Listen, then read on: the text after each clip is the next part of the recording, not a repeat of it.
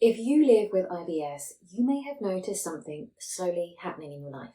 You start avoiding certain situations and places, and over time, your life starts to get smaller and smaller.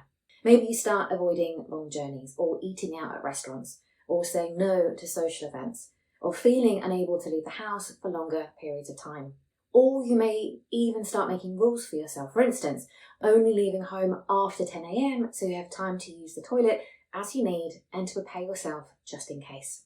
And the reason for avoiding and moving through life in this way usually makes complete sense. Because IBS symptoms can often be unpredictable. And because of this uncertainty, your brain naturally tries to prepare you for the worst case scenario. Your brain is wired to keep you safe. Safe from IBS accidents, safe from embarrassment, and safe from anxiety. It wants to know for sure that everything will be okay. It wants certainty, and so it starts scanning ahead. When this happens, you'll often notice a lot of what if and worry thoughts. For example, I wonder if there's a toilet near where I'm going. I wonder what I'll do if I get symptoms when I'm out. What will I do if I can't leave the party and I need to have a bowel movement?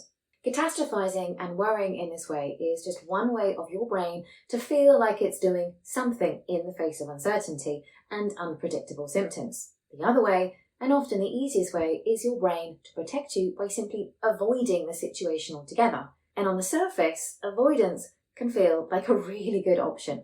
If you don't go to the restaurant, you don't have to worry about symptoms or where the toilets are or what's on the menu. If you don't travel very far, you don't have to think about getting stuck in traffic or what you'll do if you get lost. It feels safer. And in that moment, avoidance often brings relief. It's almost like your whole system can just exhale.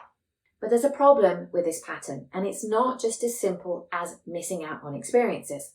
Unfortunately, over time, avoidance can actually make your IBS anxiety stronger and keeps your world getting smaller and smaller. So in this video, I want to explain why this happens and what can help instead. First, let's talk a little bit more about why avoidance happens in the first place. Now, IBS is understood to be a disorder of gut-brain interaction. This means that your digestive system and your brain are constantly communicating with one another. Now, when your brain senses uncertainty or potential embarrassment around symptoms, it can shift your body into a more alert or protective state. This state is also known as your fight or flight response. And being in this state can increase gut sensitivity, change gut motility, and make the digestive system more reactive, because stress has a direct impact on your digestive system.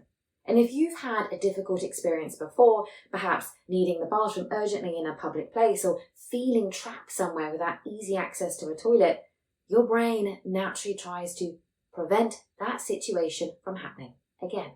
It's trying to protect you from those feelings of anxiety and from that worst case scenario.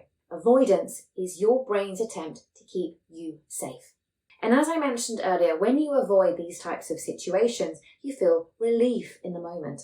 Your anxiety levels drop, your nervous system settles, and your brain learns something very important from that experience. It learns that situation must have been dangerous, and avoiding it kept us safe.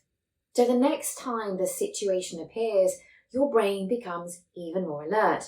The anxiety often arrives faster and stronger, and that makes avoidance feel even more necessary. And so the cycle becomes: there's a situation, you experience anxiety, you have avoidance, you experience relief, stronger anxiety next time. And slowly life can start to shrink around IBS. Places feel harder to go to. Certain activities feel more and more risky. Your brain becomes more and more focused on your digestive system in your gut, and this is one of the ways hypervigilance develops. Your mind also starts to get really good at constantly monitoring your body and the environment for potential symptoms and those worst case scenarios.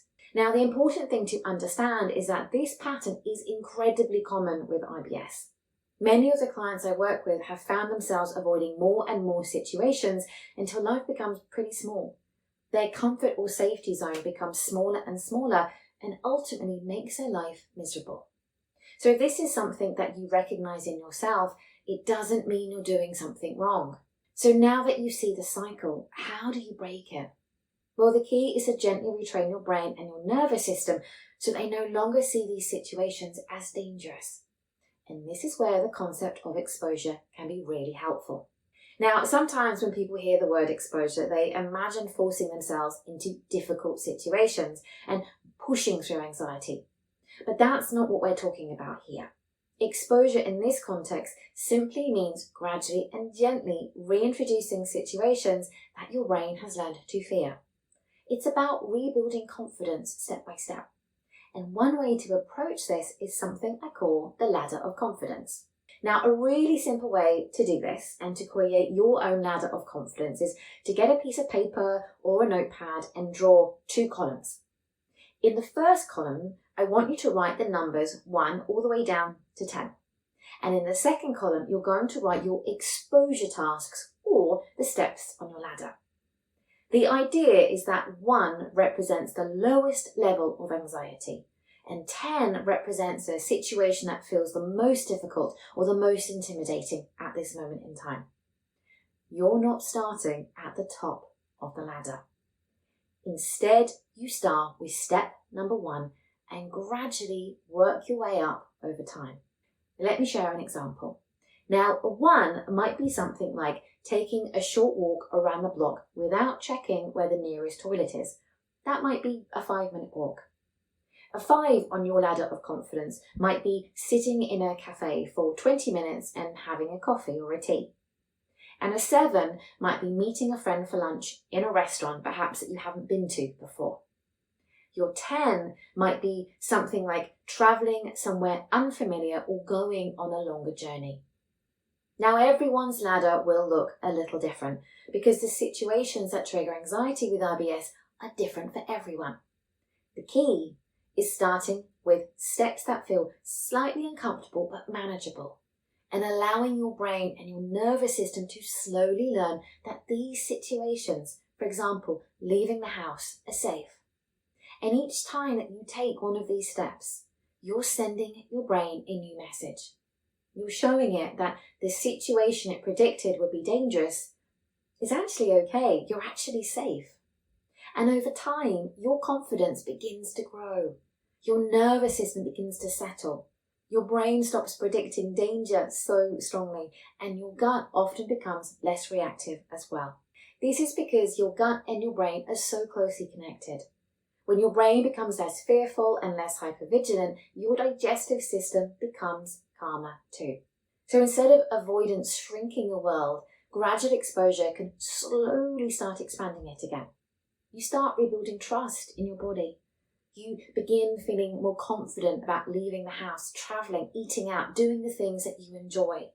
This process doesn't need to happen quickly. In fact, slow and gentle steps are usually the most effective. The goal isn't to force yourself.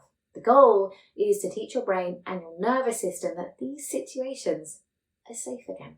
And many people with IBS are surprised by how much their confidence can return once this pattern begins to shift.